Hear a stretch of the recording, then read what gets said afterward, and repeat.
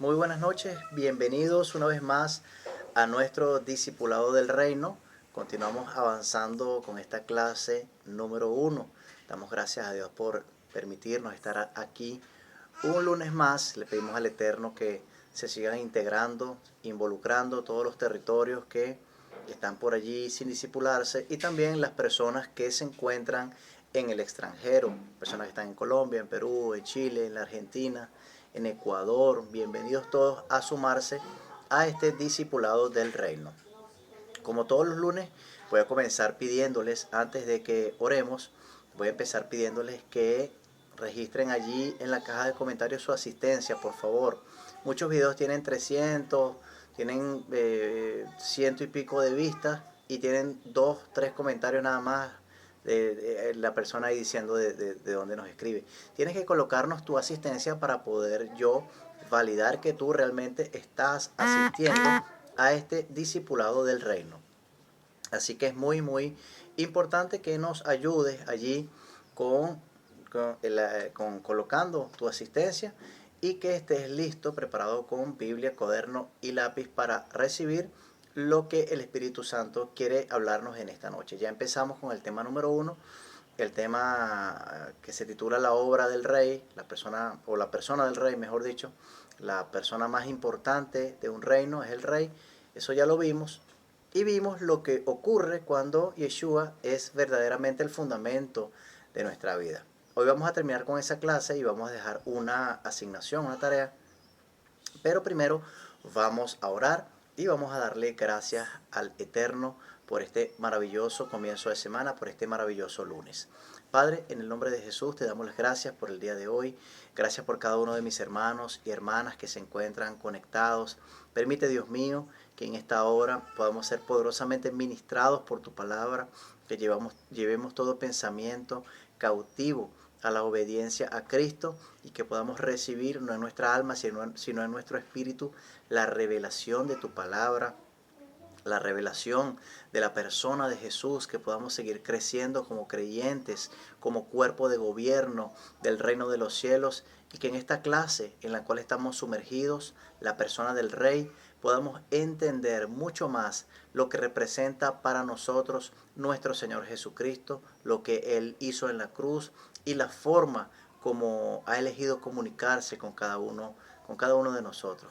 En esta hora, Padre, te pedimos que nos llenes aún más de tu presencia, que seamos enseñados por ti, que nos dirijas en esta conversación, en todo lo que hablemos, que todo lo que hagamos sea para honra y para gloria tuya, y que sea a través de esta clase generada una atmósfera de avivamiento, una atmósfera en la cual cada corazón sea poderosamente tocado por el poder de tu presencia. Te lo pedimos, Dios mío, y te damos las gracias en el poderoso nombre de Yeshua, nuestro Mesías. Amén y amén. Muy bien, estamos viendo la clase número 1, la persona del rey. Hemos elegido empezar por aquí porque no hay persona más importante en un reino que el rey. Y estuvimos viendo la semana pasada que necesitamos hacer de Cristo nuestro fundamento. Hablábamos de Cristo como nuestra piedra angular. Conversamos un poco lo que es la piedra angular y empezamos a ver la semana pasada y vamos a terminar hoy, si Dios lo permite, acerca de 3 cosas que ocurren cuando Yeshua es verdaderamente el fundamento de nuestra fe, de nuestra familia, de nuestras vidas. Vemos que ocurren 3 cosas. La primera, rápidamente, que la vimos la semana pasada, es que hay una verdadera identidad. Identidad no es solamente saber que soy un hijo de Dios, saber que Dios me ama, sino cuál es el propósito, cuál es la encomienda que el Padre tiene para mí. Así que es muy importante que Cristo sea revelado a nosotros, sea revelado a nuestro corazón, porque lo vimos en Mateo capítulo 16, espero que lo hayas leído en Mateo capítulo 16, podemos ver que cuando Yeshua es revelado por la fe a través del Espíritu Santo al corazón de una persona, entonces viene la revelación de quiénes somos nosotros en él. Lo primero que el Mesías viene a restaurar en nuestras vidas es nuestra identidad. ¿Dónde estábamos? ¿Dónde estamos? y a dónde vamos, quiénes fuimos, quiénes somos y quiénes seremos. Todo esto dentro del plan maravilloso que Dios tiene para cada una de nuestras vidas. Esto es importante porque mientras el Señor Jesús, no, la persona de Jesús, no sea revelada a nosotros, nosotros estaremos, bueno, yendo a la iglesia los domingos, de repente estamos en la alabanza o estamos en la danza, formamos parte de algún ministerio, pero realmente no tenemos clara cuál es la encomienda de Él para nosotros. Y es importantísimo que Cristo sea revelado por la fe a nuestros corazones para que nosotros entonces podamos saber quiénes somos en Él y cuál es la encomienda que Él tiene para con nosotros. Cuando nuestro Señor Jesucristo es realmente nuestra piedra angular, ocurre una segunda cosa muy importante. Lo primero es que somos restaurados en nuestra identidad. Sabemos quiénes somos y a dónde vamos. Pero una segunda cosa muy importante que es restaurada, que viene a ser revelada a nuestra vida, es el tema del sacerdocio. Primera de Pedro 2:9 dice que nosotros somos un real sacerdocio, que somos una nación santa, que Dios ha hecho de nosotros un reino de sacerdotes. Pero no existe sacerdocio a menos que hayan sacerdotes fieles y entendidos en su labor. Fieles y entendidos en su labor. Apocalipsis 1:6 enseña que Yeshua nos hizo reyes y sacerdotes, convirtiéndose Él en el único y perpetuo sacrificio necesario para accesar al Padre. Ahora, ¿qué hacía un sacerdote? Porque hemos escuchado muchas veces eso, que somos sacerdotes. Sí, yo soy un sacerdote de Dios, todo esto. Pero, ¿qué es lo que hacía un sacerdote? Vamos a verlo a la luz del Antiguo Testamento y vamos a extraer una enseñanza ahora en este nuevo pacto. Un sacerdote básicamente hacía tres cosas. Por favor, toma nota. Toma nota y te recuerdo, deja tu asistencia en la caja de comentarios, por favor. Toma nota, escribe allí tu nombre y de dónde nos escribe. Un sacerdote hacía básicamente tres cosas. Toma nota.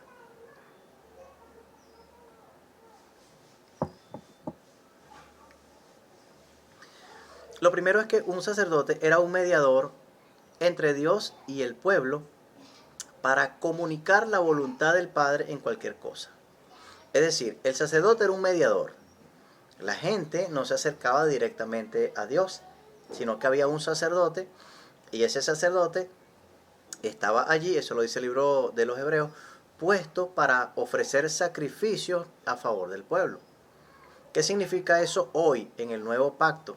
Que el sacerdote lo primero que hace es presentar a su familia en oración delante del Padre y liberar palabras de vida para generar una atmósfera celestial apta para la manifestación del Espíritu Santo.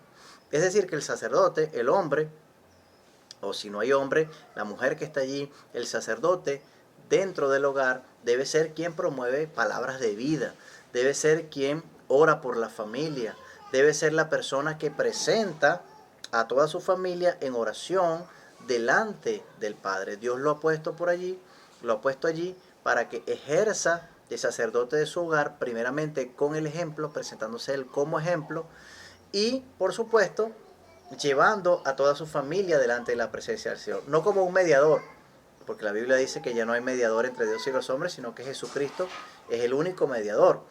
Pero el sacerdote de la casa es esa persona que debe cumplir con liberar palabras de vida, orar por la familia, llamar para el altar familiar.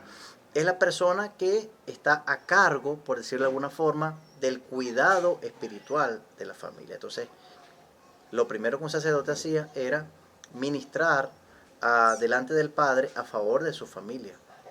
Lo segundo que hacía un sacerdote era que ofrecía sacrificios en el templo. Hoy, por supuesto, ya no hay más sacrificios porque el único sacrificio que el Padre desea ya se hizo hace más de 2000 años en la cruz con la muerte de nuestro Señor Jesucristo. Entonces, eso aplica para hoy en que el sacerdote es ejemplo. Antes él era el que podía ofrecer sacrificios en el templo, pero ahora eso significa que el sacerdote es ejemplo en todo para su esposa e hijos, y bueno, para sus padres en caso de los solteros, manifestando la vida de Jesús en su carácter. El sacrificio que el Señor espera ahora es fruto de labios que confiesen su nombre, es un corazón contrito y humillado, un corazón quebrantado. El sacrificio que Dios espera ahora de su pueblo son o es personas que se parezcan más y más a Jesús todos los días. Por eso es importantísimo que el sacerdote, número 2, sea ejemplo en todo para su esposa y para sus hijos. Y si está soltero, pues que sea ejemplo para sus padres, para las personas que habitan con él dentro del seno del hogar. Quiero aprovechar para aclarar algo aquí, ¿no? Que tiene que ver con el tema de la oración, pero está ligado a esto que estamos hablando. Porque se nos ha enseñado muchas veces, incluso nosotros también muchas veces lo habíamos repetido, que cuando uno está orando, lo importante es orar por este y por el otro, y orar por la familia, y orar por la congregación, y orar por esta situación, y orar por lo otro. Y de último, si quedaba tiempo, uno oraba por uno. Pero esto es totalmente errado porque en el Nuevo Testamento nos damos cuenta que el sacerdote, cuando se acercaba para ofrecer sacrificios, primero lo hacía por él, número 1. Después lo hacía por su casa y después por el resto del pueblo. Es decir, que nosotros como sacerdotes, cuando vamos a orar, primero debemos presentarnos a nosotros mismos. Debemos orar por nosotros mismos porque como sacerdotes, si nosotros caemos, Dios nos guarde, ¿cuánta gente cae detrás de nosotros? Mucha gente. Por eso nosotros debemos orar primero por nosotros, después por nuestra familia y luego por el resto del pueblo, el resto de las peticiones que tengamos. Entonces, un sacerdote, número 1, era un mediador, ahora, y también ofrecía sacrificios en el templo, pero ahora lo que hace es presentar a su familia en oración delante del Padre, presentándose él como ejemplo en todo. Si es el sacerdote de la casa, pues evidentemente tiene que enseñar es con el ejemplo, no con lo que dice, sino con lo que hace. Jesús le dijo a sus discípulos acerca de los fariseos, escuchen lo que ellos dicen, pero no hagan lo que ellos hacen, porque ellos dicen y no hacen. Y nosotros corremos el mismo riesgo de estar diciendo algo y diciendo, hagan, pero nosotros no hacemos nada. Y un verdadero sacerdote, cuando hay una restauración del sacerdocio, precisamente ese hombre, esa mujer, se presenta delante del Eterno como un ejemplo en todo, primeramente para su casa. Porque el que tiene mal testimonio, tiene un testimonio. Entonces lo primero que dice es, no, agarran ese versículo y dicen, no hay profeta sin honra sino en su propia casa. Y agarramos ese versículo sacado de contexto. Pero nosotros tenemos que ser luz dentro de nuestro hogar, primeramente dentro de nuestro hogar. Si estamos casados, esposa o esposo e hijos. Y si somos solteros, entonces para nuestros padres, nuestros familiares, todos los que viven con nosotros. ¿Qué más hace un sacerdote? Número 3. Un sacerdote tenía a cargo enseñar la palabra de Dios en aquel tiempo, y en este tiempo es el sacerdote quien lleva la enseñanza a su entorno familiar. En nuestro caso, en Comunidad Cristiana Amor de Cristo, esto se hace a través de los altares familiares que se hacen el día viernes. Yo convoco, nuevamente les invito a las personas que son parte de nuestra congregación, a las familias que son parte de nuestra congregación, estén en Venezuela o estén fuera de Venezuela, a que usted se involucre en este mover que no es nuestro, no es mío, es del Señor, es un mover del Espíritu. Los altares familiares todos los días viernes. Es necesario que tomemos la enseñanza que yo envío, que el Espíritu me dé en la semana y que efectuemos viernes a viernes nuestro altar familiar. Pero es el sacerdote quien debe convocar a ese altar, quien debe llevar la enseñanza, quien debe orar por la familia. Eso es menester del sacerdote. Y Dios le va a demandar eso al sacerdote de la casa. Entonces, un sacerdote tenía esos tres mantos: mediar por su familia, orar por ella, enseñarle. Y es importantísimo que se levante un verdadero sacerdocio. Pero ese sacerdocio no se puede levantar a menos que la persona de Jesús sea revelada a nuestras vidas. Si nosotros entendemos quiénes somos en Él, entonces nosotros estamos preparados para ejercer, para ser verdaderos sacerdotes de nuestro hogar. Si ustedes se ponen a pensar esto, a analizarlo, vamos a darnos cuenta que hay una crisis sacerdotal. Y Dios quiere remover esa crisis sacerdotal trayendo un verdadero sacerdocio, fiel y entendido. Un sacerdocio que enseñe siempre con el ejemplo, siempre con lo que hace, más que con lo que dice. Y es el tiempo de que los hombres de Comunidad Cristiana Amor de Cristo y las mujeres que viven solas, que no tienen una pareja, se levanten a cumplir con esta noble labor. El sacerdocio tiene que ser restaurado. El sacerdocio no es algo que se dice, el sacerdocio es algo que se hace, que se practica a diario. Lo acabamos de ver. Y es importantísimo que tú, junto a tu familia, te sumes a este mover, a este tremendo mover de restauración sacerdotal, y que Cristo siga siendo revelado a nuestras vidas y a nuestra familia. Entonces, cuando Cristo es nuestra piedra angular, número uno, lo primero que es restaurado es la identidad. Número dos, cuando Cristo es nuestra piedra angular, es restaurado el sacerdocio. El sacerdocio, un hombre que en verdad da la cara por su familia. Y número tres, y no menos importante, es restaurado el gobierno. El gobierno. Efesios capítulo 1, versículos 15 al 23. Efesios capítulo 1, versículos 15 al 23. Todo el que no gobierna es gobernado. El deseo del rey es que ejerzamos dominio sobre el territorio que nos fue asignado. Empezando por el territorio más importante. ¿Cuál es? El de nuestro propio corazón. Cuando hablamos de ejercer señorío, dominio, gobierno, autoridad sobre los territorios que nos fueron encomendados, el primer y más importante territorio que nos fue encomendado fue el de nuestro propio corazón. Si nosotros no podemos gobernar nuestro propio corazón, no podemos gobernar nada. Porque un hombre que no puede controlarse, dominarse a sí mismo, ¿cómo va a gobernar las demás cosas? ¿Cómo vas a gobernar la casa de Dios si no puedes gobernar tu casa y no puedes gobernarte ni a ti mismo? Entonces, ese gobierno, ese dominio propio, ese control, debe empezar por nuestro propio corazón. Y cuando hablamos de gobernar, no es gobernar sobre otras personas, pues el Padre nunca ordenó tal cosa, sino señorear y juzgar sobre el territorio que nos fue asignado. Entiéndase, el sector donde vivo, mi familia y, como ya lo dije, sobre todo mi propio corazón.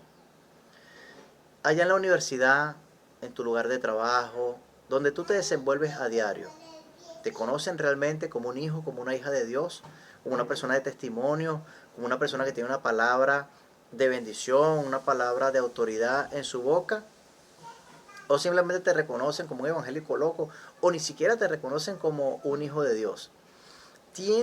Tenemos que empezar a ejercer dominio sobre el territorio que nos fue asignado. Cuando Cristo es la piedra angular de nuestra vida, cuando de verdad Cristo, la persona de Jesús, es una revelación en nuestro corazón, entonces nosotros empezamos a gobernar de verdad, de verdad. O sea, empezamos a afectar para bien todas las áreas en las cuales nos desenvolvemos a diario, sea nuestro hogar, sea nuestro lugar de trabajo, sea nuestra casa de estudio, donde quiera que nosotros vayamos, donde quiera que nosotros estemos, el reino, y reino es gobierno, el reino tiene que llegar, tiene que establecerse y tiene que manifestarse. Donde quiera que tú estés, a donde quiera que tú te desenvuelves a diario, eres un disipador de atmósferas de tinieblas y eres un hombre, una mujer llamada a establecer el reino, el gobierno de los cielos. afectar para bien, afectar con la luz que hay en ti esa oscuridad, esa tiniebla que uno ve y en la cual lamentablemente tenemos que desenvolvernos a diario. Pero no podemos hacer como los Amish, meternos en una cueva y esperar a que Cristo venga. Necesitamos es ser luz del mundo, sal de la tierra. Entonces no podemos hacer como se hizo en el Evangelio, en ese Evangelio de los años 60. No podemos ver televisor porque es malo, no podemos hacer esto porque es malo, la política es mala, esto es malo, los cargos públicos son malos, todo eso, alejémonos de todo eso porque todo eso es del mundo y el mundo no va a cambiar, el mundo.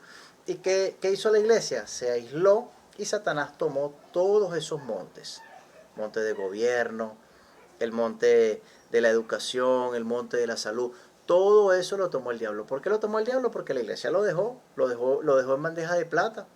Nosotros tenemos que asumir nuestras posiciones de gobierno donde quiera que Dios nos coloque, como lo hizo José, como lo hizo Daniel, como lo hizo Esdras, como lo hizo Nehemías, como lo hizo Débora, como lo hicieron todos los hombres que Dios llamó a trabajar en esos lugares.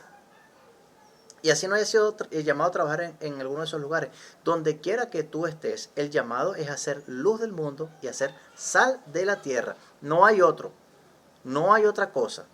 Si te han enseñado, te han proclamado otro evangelio, ese evangelio no es el evangelio de Cristo, no es el evangelio de la cruz, no es el evangelio de gloria. Porque tenemos que salar y tenemos que afectar para bien todo donde nos movemos, todo las situaciones y los lugares en donde nos movemos a diario. Entonces, cuando Yeshua gobierna nuestro corazón, nos devuelve el gobierno perdido en el Edén y tenemos la capacidad para gobernar nuestros territorios. Qué cosa tan hermosa, de verdad, de verdad. Porque somos devueltos al Edén, devueltos a nuestra esencia, devueltos a aquello para lo cual fuimos creados originalmente. Génesis 1, 26 al 28. Sojuzgad y señoread la tierra, fructificaos y multiplicaos. Esa es la encomienda primigenia, la encomienda original. Y cuando la persona de Yeshua es revelada a nuestro corazón, entonces nosotros empezamos a gobernar, a ejercer autoridad y a afectar para bien todos los lugares a donde vamos y permanecemos a diario. ¿Sabes una cosa bonita? Que en tu familia, que en tu lugar de trabajo, que en tu casa de estudio te reconozcan como un hombre, como una mujer de Dios. Eso es extraordinario. Porque la mayoría de las personas con las cuales tú compartes a diario, la única Biblia que probablemente leerán en su vida es la de tu testimonio como hijo de Dios, como hija de Dios. Entonces, ¿cuáles son las conclusiones de este tema número 1? Ya vamos a ir con la tarea. Varias conclusiones, pero la primera. El rey del reino en el que habito por fe es Yeshua. No hay otro rey, no tenemos otro. No tenemos otra persona que nos gobierne. Quien nos gobierna es Jesús, o al menos así debería ser. Apocalipsis capítulo 1. No hay mayor bendición que ser gobernado por Jesús. Y el deseo, el anhelo de nuestro corazón debe ser precisamente que nuestro Señor Jesucristo, a través de su Espíritu Santo, gobierne nuestras vidas, nuestras palabras, cada una de nuestras acciones. Cantábamos una canción el domingo de esta canción que dice: quebranta mi corazón, quebranta mi vida, te entrego mi voluntad a ti. Y yo pensaba en eso y le decía a mi esposa: ojalá pudiésemos hacer tal cosa. Ojalá pudiésemos hacer tal cosa, que simplemente tomáramos nuestra voluntad y le entregáramos al Padre. Padre, te entrego mi voluntad. Ojalá pudiésemos hacer tal cosa, pero no se puede hacer eso, porque el Padre nos entregó un libre albedrío. Y lo que nosotros podemos y debemos hacer es alinear nuestra voluntad a la voluntad suya, a lo que Él quiere para con nosotros. No podemos entregársela, no podemos devolvérsela, lo que podemos hacer es alinear nuestra voluntad, nuestros proyectos, nuestros deseos a lo que Él quiere para con nosotros. Número 2, que otra conclusión importante.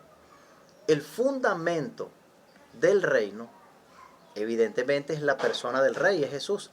El fundamento del reino que nosotros predicamos es Jesús. No hay otro fundamento, no hay otro evangelio.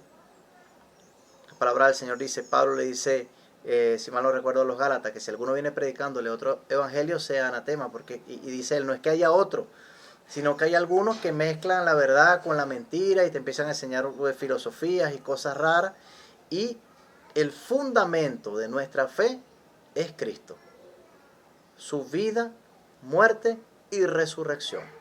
Esa es la columna vertebral de nuestra fe, el Cristo resucitado. Y de hecho, el evangelio que predicamos es el evangelio del reino, el evangelio del Cristo que resucitó. No hay otro fundamento, el fundamento es Cristo. Otra conclusión, quien me capacita para ejercer el sacerdocio y gobierno en el reino es la revelación que tengo del Rey en mi vida y su manifestación en mi carácter. Vamos a explicarlo un poquito más, como más lento, esa conclusión. A mayor capacidad o a mayor revelación tenga yo del Rey de Reyes, mayor capacidad voy a tener, mayor amplitud, mayor alcance en mi sacerdocio y en mi gobierno. Lo más importante, lo primero que yo necesito es que Cristo sea revelado por la fe a mi vida.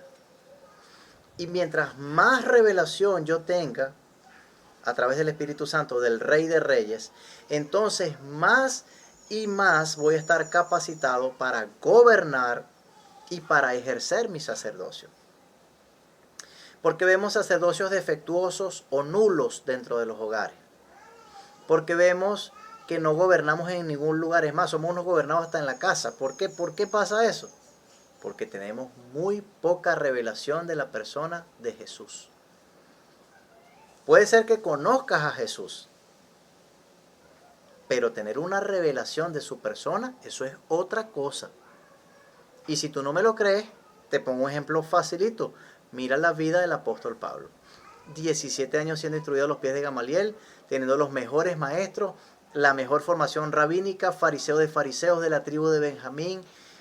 Un tipo súper instruido. ¿Conocía o no conocía del Mesías? ¿Conocía o no conocía de Yeshua? Claro que conocía. Pero ese conocimiento no necesariamente, o no era en ningún caso, revelación. Pero un día, camino a Damasco, tuvo un encuentro, una experiencia con el rey, y todo lo que era conocimiento pasó a ser revelación. Tú puedes tener mucho conocimiento, pero el conocimiento forma. La revelación es la que transforma. Y para que esa revelación pueda llegar a nuestro corazón, debemos todos los días, estar con el Espíritu Santo, que es el único que puede revelar a Cristo. Eso lo decía yo el domingo en la prédica. Quien puede revelarnos a Cristo es el Espíritu Santo. Lo sabe todo. Todo lo que hay que saber de Cristo, el Espíritu Santo lo sabe. De tal manera, querido hermano, querida hermana, es importantísimo que entiendas que a mayor revelación de la persona de Jesús, mayor capacidad de gobierno y de sacerdocio vas a tener. El Señor puede llevarte a niveles más altos de gobierno, de liderazgo y de autoridad a causa de que la revelación de la persona de Jesús se ha incrementado en tu vida. Tienes que intimar más con el Espíritu Santo para que Él pueda revelarte a Cristo, que podamos decir realmente como dice Daniel Calvetti en esa hermosa canción, Espíritu Santo, revélame a Cristo.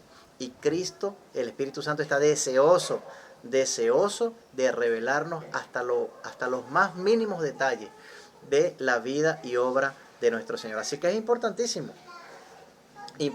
que nosotros estemos con Él, compartamos con Él y que estas clases, este discipulado, pueda servir para que nuestra revelación acerca de Él sea poderosamente ampliada.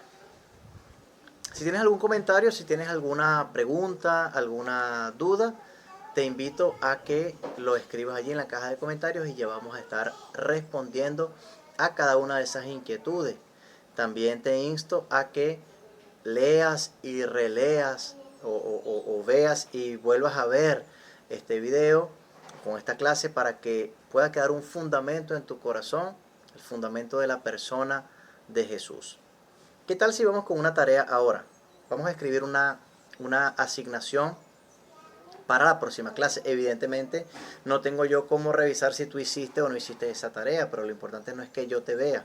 Lo importante es que el Espíritu Santo te está viendo y Él es quien va a verificar si tú realmente estás haciendo o no estás haciendo estas tareas. Tarea número 1. Número 1. Busca en tu Biblia 5 versículos que hablen de quién es Jesús. Tarea número 1. Busca en tu Biblia 5 versículos que hablen de quién es Jesús. No de qué hizo Jesús, no de qué hará Jesús, no de qué está haciendo Jesús. Los versículos que vas a buscar es acerca de quién es. ¿Quién es Jesús? Si tú eres ingeniero y yo te pregunto a ti, ¿quién eres tú? Tú me vas a decir, soy ingeniero. No, yo no te estoy preguntando cuál es tu profesión, ni qué es lo que haces. Yo estoy preguntándote quién eres tú. Y vas a ubicar en tu Biblia 5 versículos que hablen quién es Jesús. Número 2. Medita en esto. Yeshua es la salvación de tu vida. ¿Es tu piedra angular? Ah, claro, todo el mundo va a decir que sí. Ah, bueno. Entonces responde. ¿De qué te salvó? ¿Cómo está tu edificación? O sea, tu vida, tu familia, tu territorio. Porque hay gente que dice, no, sí, yo conozco a Cristo y tal, y yo amo al Señor, y te tiran toda esta historia, y se emociona, y hasta las lágrimas se le salen, y te dicen, sí, yo he tenido un encuentro personal con Él, y yo le conozco, pero sus vidas testifican otra cosa. Y tú puedes decir que eres teólogo, y que tienes estudios, y que tienes esto y lo otro, pero al final Jesús dijo una frase que a mí personalmente me encanta y forma parte de mi filosofía de vida. Yeshua dijo, la sabiduría queda justificada por sus hijos. Es decir, que tú puedes hablar y puedes decir muchas cosas, pero al final el resultado, el fruto, es el que va a decir si lo que tú estás viviendo y enseñando es o no es una realidad en tu vida. Porque si es una realidad en tu vida, eso va a producir fruto apacible de justicia. Entonces, Yeshua es la salvación de tu vida, es tu piedra angular. Como sé que vas a responder que sí, entonces te pregunto, ¿de qué te salvó? ¿De qué? Porque la mayoría va a decir del infierno. Solamente de eso te salvó Él. ¿De qué te salvó? ¿Cómo está tu edificación, tu vida, tu familia, tu territorio? ¿Cómo está eso? Eso es importantísimo. Porque yo no puedo pretender ganarme el mundo y perder a mi familia. No puedo tampoco estar bien con mi familia, pero no soy sal del mundo, no soy luz del mundo, no soy sal de la tierra. No he llevado nunca a nadie a los pies de Cristo, no le he predicado a nadie, no le he proclamado el Evangelio a nadie. ¿Cómo está tu edificación? Vida, familia y territorio. Amor, paz, paciencia, gozo, benignidad, templanza, fe, amor, dominio propio. ¿Cómo están esas cosas en tu vida? Porque el Mesías dijo, por sus frutos los conoceréis. Y a medida de que una persona se parezca más y más a Cristo, entonces su carácter va a ser más amor, paz, paciencia, gozo, benignidad, templanza, fe, mansedumbre, dominio propio. Todas esas cosas son las que se van a ver. Cuando no hay realmente la manifestación del fruto del Espíritu Santo, no hay el carácter de Cristo, entonces lo que hay es iras, contiendas, celos, vanidades, adulterio, fornicación, todo lo que está descrito en Gálatas 5:16. Y una tercera cosa para finalizar esta asignación. Una tercera cosa. Pregunta. ¿Tienes identidad de hijo de Dios? Como todos van a responder sí, entonces te pregunto, ¿ya estás gobernando? ¿Estás gobernando? En tu lugar de estudios, en tu lugar de trabajo, en tu familia, con el resto de tus familiares. ¿Te reconocen realmente como un hombre, como una mujer de Dios? ¿Vienen a ti a pedirte consejo? ¿Vienen a pedir tu oración? ¿Vienen a ti sabiendo que van a encontrar en tu boca una palabra de fe, una palabra de esperanza? Tienes que ser honesto al responder estas cosas, porque de eso depende tu crecimiento espiritual. Tienes que ser honesto con el Espíritu Santo y decirle, Señor, mira, me falta esto, me falta lo otro, pero yo quiero que tú me enseñes, yo quiero que tú me instruyas, yo quiero que tú tomes esos videos y los vuelvas una realidad en mi vida, en mi corazón. Quiero ser una referencia para esta generación, quiero ser una referencia para mi familia, quiero ser una referencia en mi lugar de trabajo, que se me reconozca como un varón de Dios, que se me reconozca como una mujer de Dios, que donde quiera que yo esté, la gente pueda verme como un instrumento de tu amor, que yo pueda, Padre eterno, siempre ser bendición donde quiera que esté, como está escrito, y serás bendición para todas las naciones. Así que no dejes de hacer tu tarea. La semana que viene, si Dios lo permite, vamos a empezar con el tema número 2, que es la obra del rey, un tema hermosísimo, hermosísimo. Pero tienes que estudiar bien este tema número 1, que es la persona del rey, para que puedas entender la persona, la obra del rey, que es el tema número 2. Te pido, te insto a que por favor hagas tu tarea, que es el Señor, es el Espíritu Santo quien te está viendo. El lunes que viene, si Dios lo permite, 7 de la noche, continuamos con este discipulado del reino. Si conoces a algún creyente que está por allí sin discipularse, instalo a que también vea estas clases. Déjame tu comentario, tu asistencia allí en la parte de abajo, para que yo pueda ver quiénes están recibiendo estas clases de este discipulado, que yo pueda pasar una asistencia y que juntos sigamos creciendo como creyentes, como hijos de Dios y como un reino de sacerdote que somos. Te insto a que vuelvas a ver esta lección, mira que está cortica, que vuelvas a ver esta lección, que repases punto por punto todo lo que hemos hablado y sobre todo que vayas con el Espíritu Santo, que es el Maestro por excelencia, para que Él te revele todas estas cosas y la persona de Jesús pueda ser realmente, pueda ser de verdad revelada a tu corazón. Así que bueno, sin más nada a lo que referirme en el día de hoy, se despide de ti, de ustedes, tu amigo y hermano en Cristo, el pastor Jorge Martínez. Un fuerte abrazo y saludo también de nuestra apóstol Mercedes de Moretinos, de mi esposa, la pastora Marianis Ávila de Martínez, y todos nosotros aquí en Comunidad Cristiana Amor de Cristo, el lugar donde se reúne la gente más feliz de este municipio. Les mando un beso grande, un abrazo enorme y nos vemos el próximo lunes, si es la voluntad del Señor. Shalom, un beso grande.